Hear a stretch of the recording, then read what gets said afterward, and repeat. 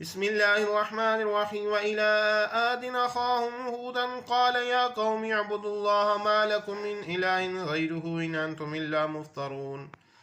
يا قوم لا أسألكم عليه أجرا إن أجري إلا على الذي فطرني فلا تعقلون. ويا قوم استغفروا ربكم ثم توبوا إليه يرسل السماء عليكم مدرارا ويزدكم قوة إلى قوتكم ولا تتولوا مجرمين.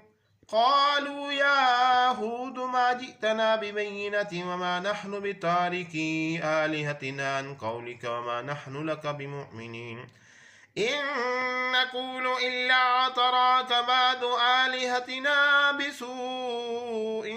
قال إني أشهد الله واشهدوا أني بريء مما تشركون من دونه فكيدون جميعا ثم لا تنظرون.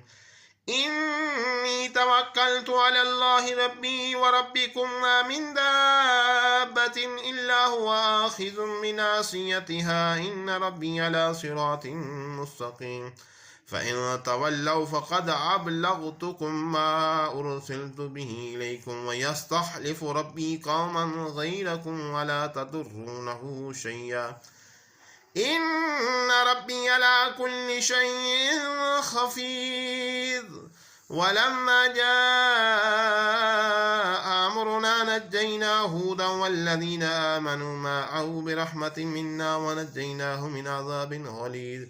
وتلك عاد جحدوا بآيات ربهم وعصوا رسله واتبعوا أمر كل جبار عنيد. وأتبعوا في هذه الدنيا لعنة ويوم القيامة ألا إن عادا كفروا ربهم ألا بعدا لعاد قوم هود.